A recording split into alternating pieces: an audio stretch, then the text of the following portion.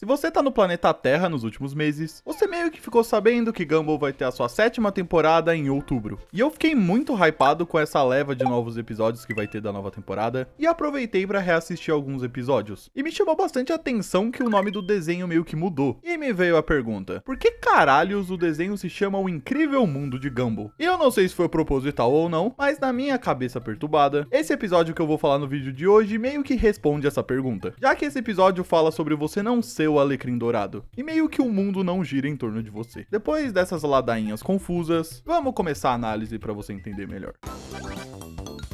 O episódio começa com Gumball tentando virar um Super Saiyajin. No caso, para evitar problemas burocráticos com a Toei, eles meteram um Super Saiyajin, só que meio que não adiantou nada, né? Porque eles podem ser processados pela Gin Tônica ainda. E quando a Anaí chega, ela se depara com essa cena deprimente e diz que já vai indo nessa, pra não se atrasar pra sua aula. E o Darwin faz uma pergunta bem inusitada pra ela. O que você tá fazendo aqui? Já que você meio que é um bebê e já tá na escola com a gente e tal. E a Anaí fica completamente indignada com o egoísmo dos dois. Ela fica perplexa com o fato deles morarem com ela e não saber que ela estuda na mesma escola que eles, já que ela está um ano adiantada por ser inteligente demais. E esse episódio faz muito sentido com essa frase. Como assim tem mais gente na escola além da minha turma? E a Anaís rebate dizendo que ele precisa aprender que o mundo não gira em torno dele. E o Gumball retruca dizendo que gira sim. Afinal, o nome do desenho é O Incrível Mundo de Gumball. E a Anaís só manda ele abrir a mente para perceber que existem sim outras crianças na escola além dele e da sala dele. E após esse efeito da brisa deles acharem isso, do nada a visão deles começa a ampliar. E eles enxergam as outras crianças que sempre estiveram na escola. E é muito engraçado que a Anaís fala que, por incrível que pareça, e acreditando ou não, alguns ali têm a vida bem mais interessante que a deles dois. E o Gumball não acredita e fica debochando, tipo, quem teria uma vida mais interessante que a minha? E aí que o roteirista do desenho é um grande filho da puta. E ele refuta o Gumball ao apresentar a personagem principal desse episódio, uma tal de Claire Cooper, além dos personagens que rodeiam o mundo dessa personagem, como seu paquera, o Jared Dawson, seu melhor amigo, Wilson Bilson. Cara, que nome lindo, né, mano? E além do fato dele parecer mais uma fanart de Jojo do que um personagem de Gumball. Ah, e também tem o Sr. Cornélio.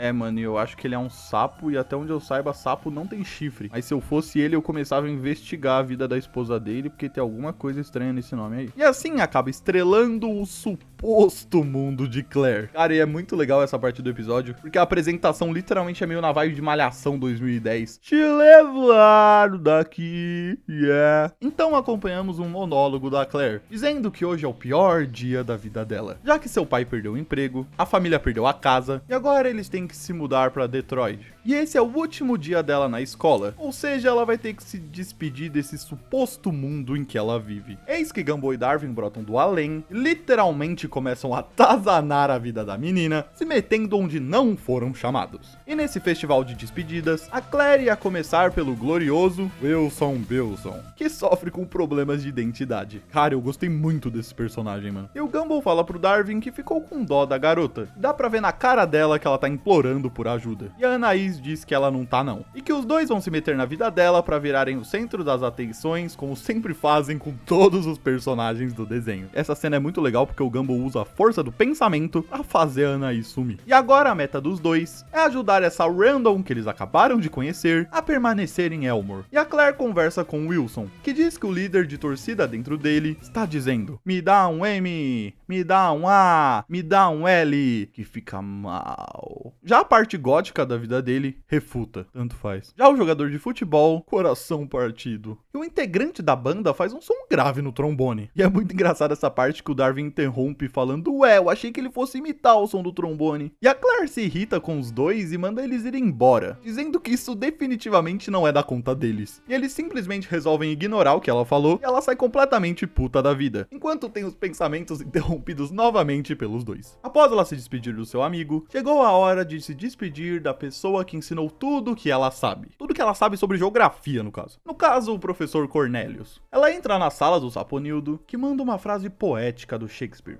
A capital da Suécia é Estocolmo. Fato. Cara, eu acho muito genial porque esse personagem ele tem uma qualidade de imagem inferior aos demais personagens, não sei porquê. Só sei que eu gostei muito desse detalhe. Mesmo ele sendo um sapo, eles têm um papo de aranha que acaba comovendo a Claire e seus olhos enchem d'água. Uma pena que Gumball Soluções ataca novamente. O maluco saca um ventilador enorme pra secar as lágrimas da garota. Ela fica muito irritada de novo, mas pelo menos acabam fazendo ela refletir. Se não valeria a pena enfrentar os problemas, ao invés de ficar choramingando. E ela sai da sala na maior sad vibes. Mais uma vez tem uma cena genial, que ela tropeça na Anaís e ela fala: "Me desculpa, Claire, era pra você trombar em mim e causar um efeito dramático, mas não contava com meu tamanhico." Mano, o Gumball é muito engraçado, meu Deus. E a Anaís acaba falando pra Claire deixar os dois ajudarem ela dessa vez. Só que a Claire tá meio assim das ideias porque eles dois não parecem ótimos conselheiros. Mas a Anaís garante que será pior se os dois se aborrecerem. E quando chega a hora da despedida final, no caso do amor da vida dela, o tal do Jared, ela chega no refeitório pra se despedir quando vê o Gumball e o Darwin já estão alugando o cara com diversas groselhas. Eles passam todo um script de final de novela dramático, onde ele espera a última chamada do voo dela, daí ele aparece e pede pra ela ficar. E o cara simplesmente só manda um "peraí, eu conheço vocês." E a Claire joga os dois bocó no armário e dá o maior apavoro neles, falando que essa história não é pra ter um final feliz. Que a realidade é triste e cruel. A sociedade, Claire, a sociedade. Que o mundo não é esse faz de conta que os dois querem viver. Isso deixa os dois bem chateados e magoados. E quando eles se deparam com João Banana, que percebe que os dois estão tristes, ele tenta animá-los com "isso aqui." E o Gumball reflete com essa bela bunda. A gente estuda com uma banana falante que tem um bumbum, uma T-Rex, uma torrada, sei lá que bicho que era pra ser o diretor Brown. Quem pode dizer que o nosso mundo não é incrível? Nós fazemos o nosso mundo. E é meio que aqui que a gente tem a origem do nome O Incrível Mundo de Gumball. Simplesmente eu tirei isso da minha cabeça, tá? Isso não é um fato. Mas pra encerrar o episódio, Darwin questiona dizendo que a Claire não quer ajuda. E o Gumball se questiona se ela quer ser um telespectador na vida ou um personagem. E como a ideia é ajudar a Claire, eles vão dar um final feliz pra ela